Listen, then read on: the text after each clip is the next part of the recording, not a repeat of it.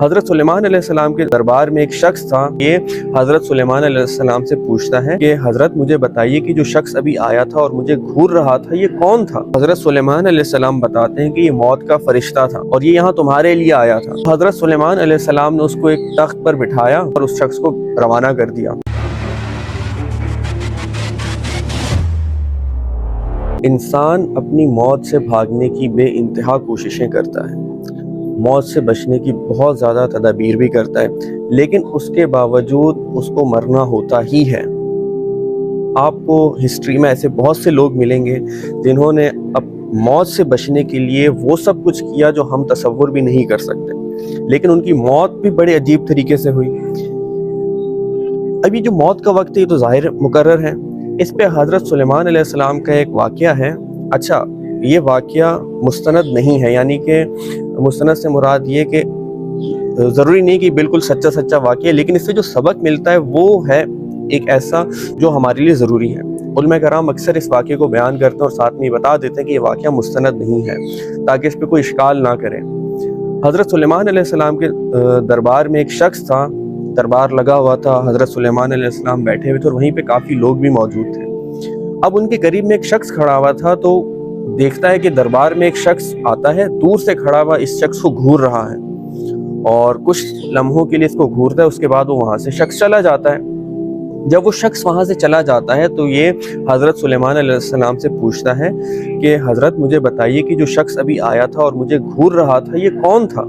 تو حضرت سلیمان علیہ السلام بتاتے ہیں کہ یہ موت کا فرشتہ تھا اور یہ یہاں تمہارے لیے آیا تھا۔ تو یہ شخص گھبرا جاتا ہے، ظاہر ہے موت سے تو ہر انسان گھبراتا ہے۔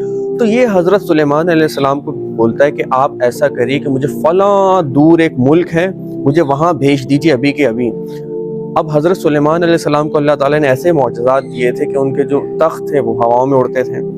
تو حضرت سلیمان علیہ السلام نے اس کو ایک تخت پر بٹھایا یا کوئی قالین وغیرہ تھی اس پہ بٹھایا اور اس شخص کو روانہ کر دیا، اور کافی دور ایک ملک تھا جہاں پہ اگر سواری سے سفر کیا جائے تو شاید آپ سالوں بعد پہنچیں، لیکن کیونکہ حضرت سلیمان علیہ السلام کو معجزات سے اللہ تعالیٰ نے نوازا تھا تو وہ شخص کچھ ہی لمحوں بعد وہ وہاں پہنچ گیا۔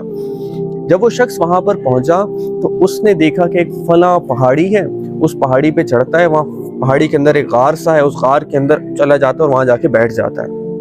کیونکہ اس کے دل میں یہ ڈر تھا کہ مجھے مرنا ہے تو بالکل چھپ کر بیٹھ جاتا ہے۔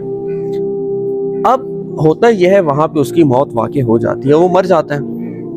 اب وہ جو موت کا فرشتہ ہے اس کی ملاقات ہوتی ہے حضرت سلیمان علیہ السلام سے دوبارہ۔ تو حضرت سلیمان علیہ السلام اس سے پوچھتے ہیں بھائی تم میرے دربار میں آئے تھے، تم اس شخص کو اتنا گھور رہے تھے تو اس کی وجہ کیا تھی؟ تمہیں اس کی روح قبض کرنی تھی، تم روح قبض کر لیتے، تم اس کو گھور کیوں رہے تھے؟ وہ ڈر گیا تھا۔ تو وہ موت کا فرشتہ حضرت سلیمان علیہ السلام کو یہ بتاتا ہے کہ میں جو ہے یہاں پہ اس شخص کو دیکھ کے حیران تھا کہ اللہ تعالیٰ نے فلاں ملک میں پہاڑ میں غار ہے، اس کے اندر اس کی موت کا وقت مقرر کیا ہوا ہے اور وہ وقت ابھی سے کچھ لمحوں کے بعد ہے۔